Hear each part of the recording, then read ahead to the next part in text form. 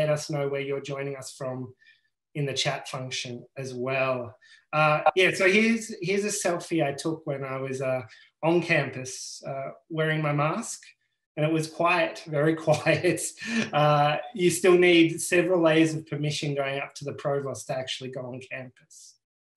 And I have my mask on there, and as I was putting together this talk, I was thinking back to a year ago, or in David Rowe in our plenary the other day was talking about how we shouldn't get stuck in calendar time. I think in lived experiential time of 2020, we're in Western Sydney either 3 days ago or 87 years ago, one of the two. It's been one of those kind of years where time really feels out of whack. But we were there as people who could join us last year in Western Sydney during the bushfires, and the smoke was thick. And I spent about a week up in Sydney and Newcastle and saw a number of people walking around wearing masks. And we had a few smoky days in Melbourne, but it didn't really get to that level. And I can remember thinking about how odd and unsettling it was to see people walking around wearing masks. If only I had have known what was coming. Last year, we were in Sydney talking about new urban diversity was our theme, and we were talking about places and also times of the urban experience. We were talking about commutes and distances travelled and how that might relate to infrastructure and how you build a city. Again, things that have changed markedly this year, but also things that have topics that have really been exposed in all their kind of sociological depth this year. So I want to talk a little bit about those experiences of time and place, particularly time this year. And I guess just to acknowledge that myself, and I think all the TASA executive and many of our members are tired, but I hope to also finish as well as with a little, and I am tired, so it's pretty rough, but some first sociological reflections of my own about a kind of sociology of this tiredness, but also finish off with a way of looking to the future that hopefully is energizing as well.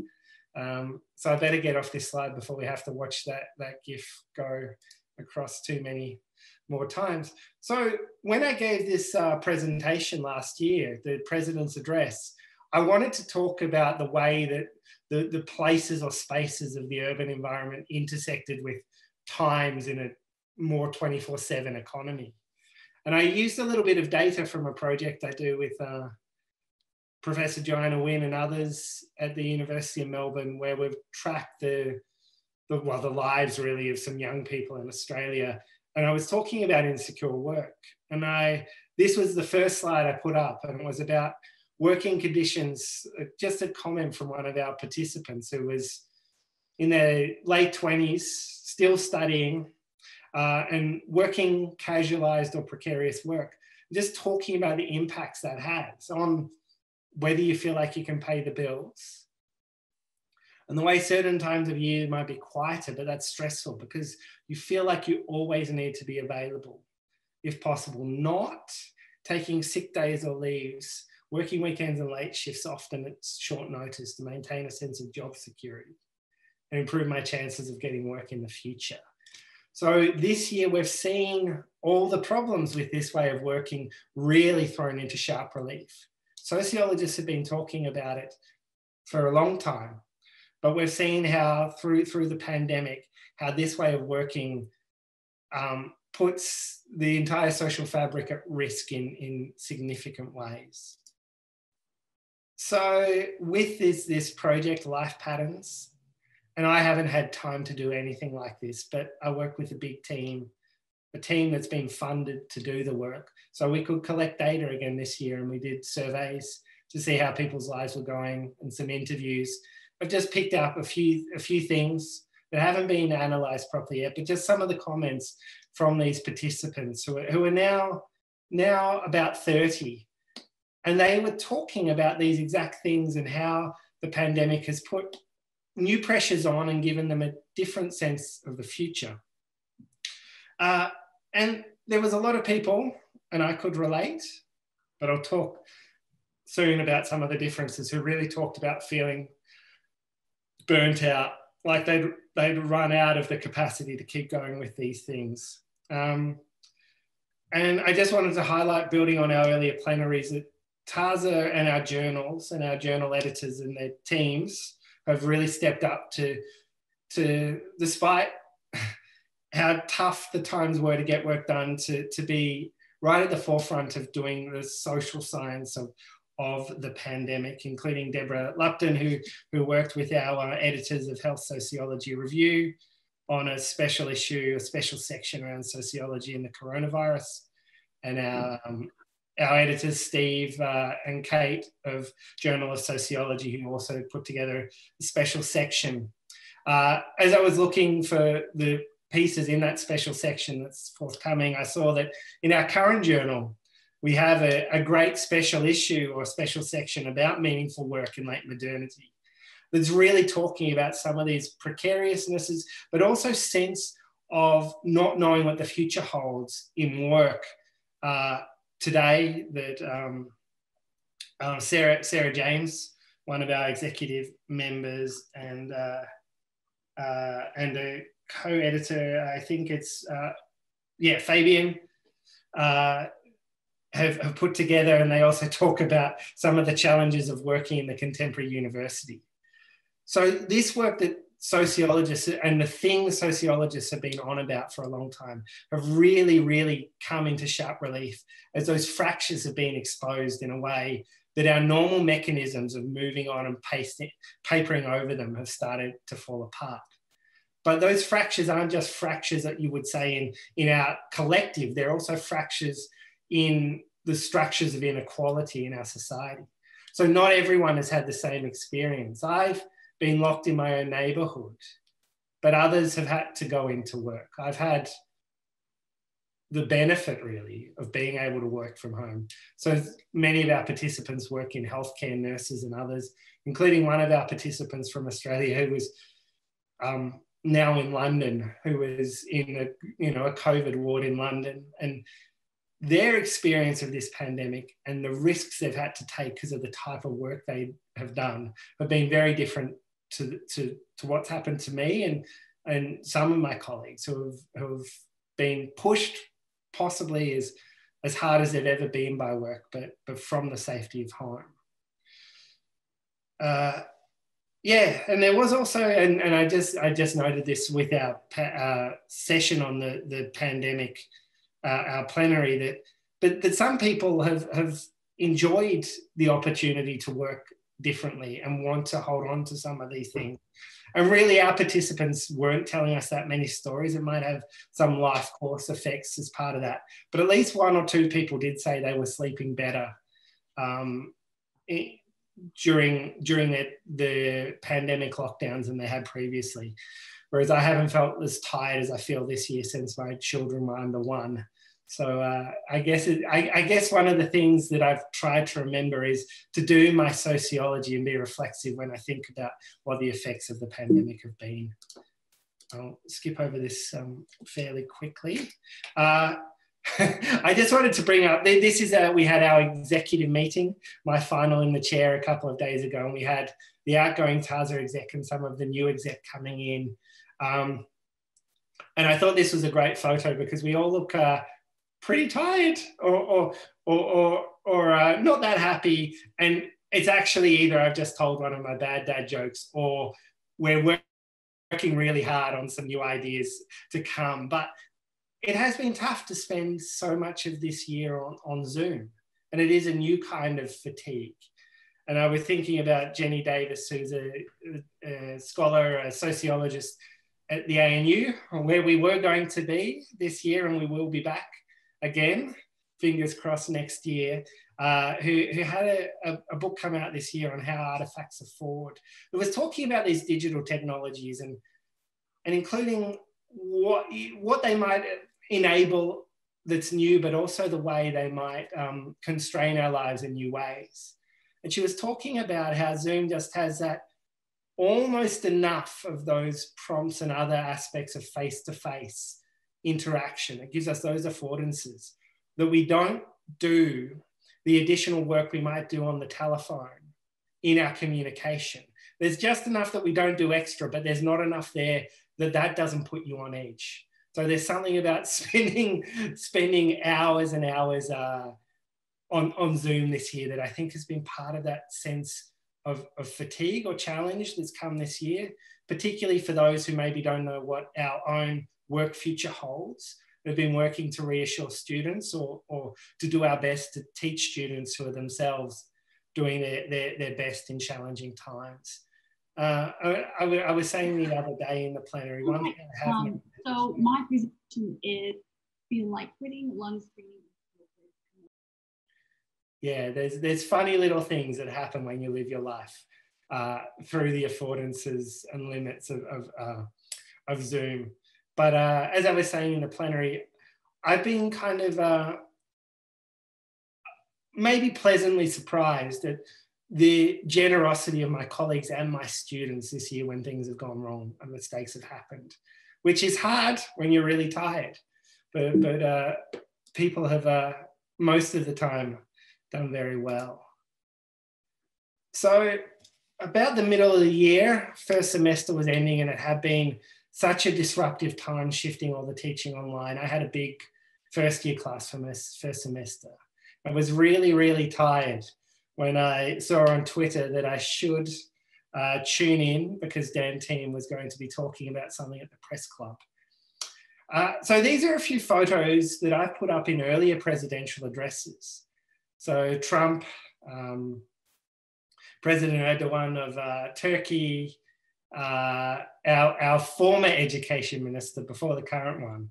And I'm not sure if anyone can remember. Actually, I'm pretty sure no one could. But when I was putting these pictures up, I think it was 2017, I was talking about some of the challenges facing social sciences around the world where they were directly under attack. And I was talking about how there was a sense of the culture wars in Australia, but maybe the greater challenge was breaking through so that people paid some attention to us as much as defending ourselves from attack. And I tried to make it interesting by playing the kind of pantomime game where I had these figures coming up on the screen behind me and was getting the audience to yell out, he's behind you, when they popped up. And I thought it would be good to do that today, but I still haven't got the technology. But I think I definitely would have asked you to yell out, he's behind you, as I put up this picture next. So this is our Education Minister, Dan Tehan, who like so many who have been involved in the Jobs Ready graduate package, is trained as a social scientist at university. He went to the University of Melbourne. He has honours in our school, and he drove through this Jobs Ready graduate bill. And as I was saying in the plenary the other day, it really did feel like a kick when we were already down.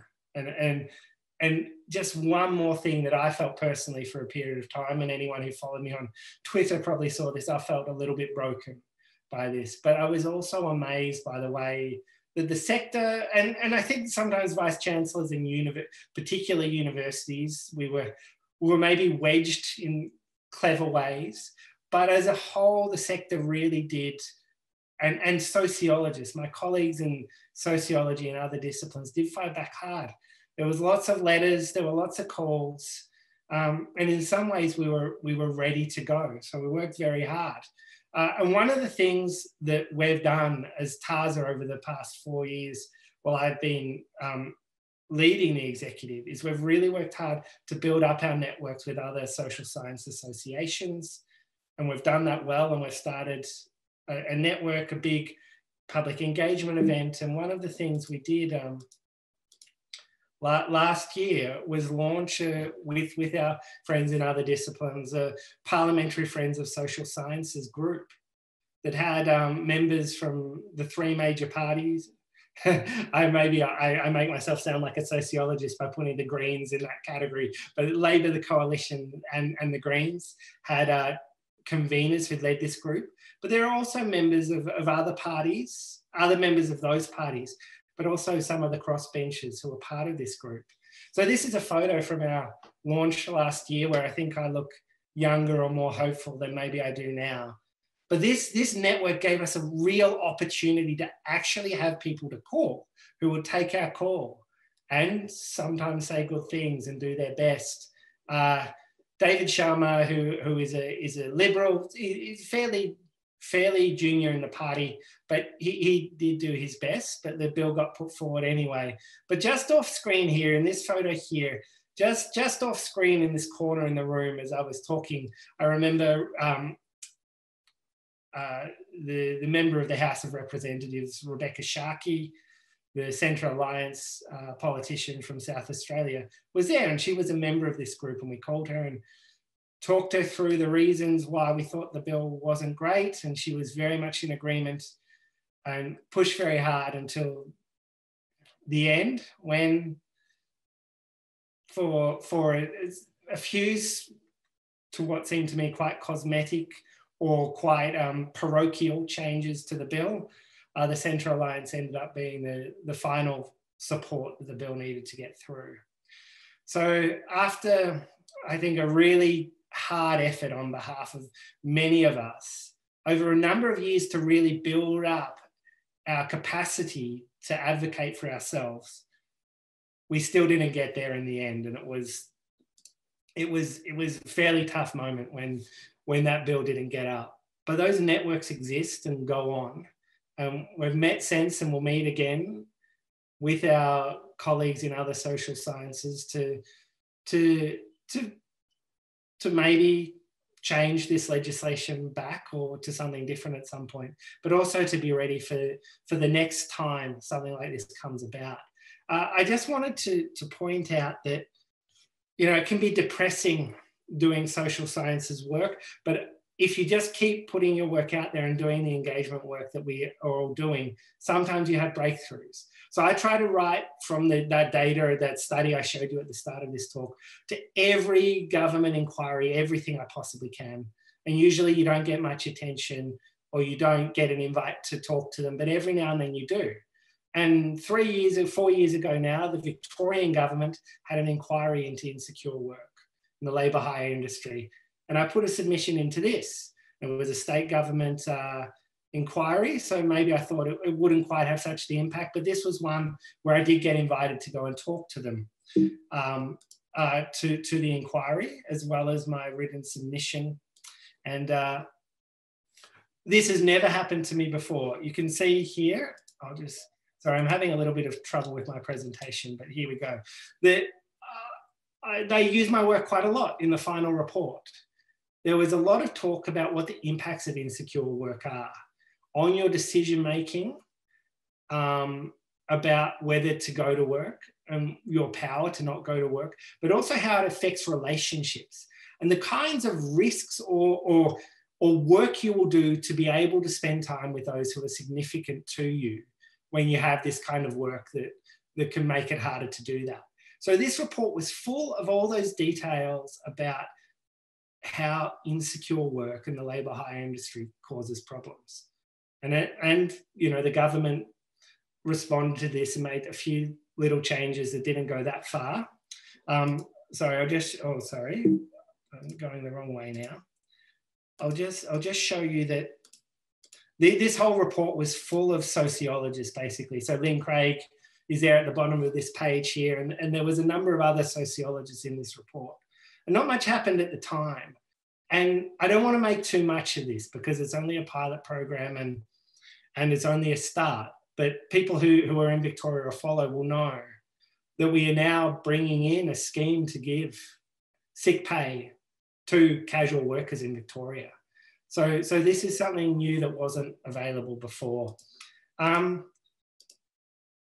I want to talk a little bit about some of the things that TASA as an executive have done this year. But seeing our timing has been thrown out a little bit, I'm actually going to take these over to the beginning of our annual general meeting that is about to start.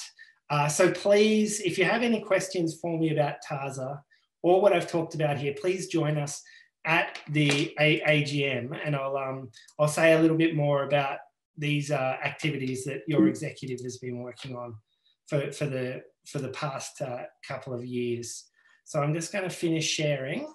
And Sally, everyone's got the details to join us for the AGM?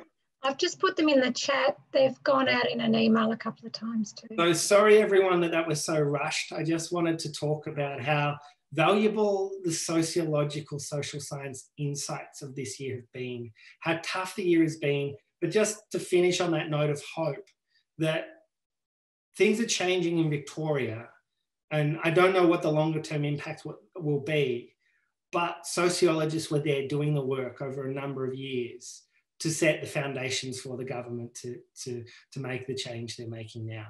So hopefully on that note of hope, I'll see you all at our AGM, hopefully. So see you all again soon.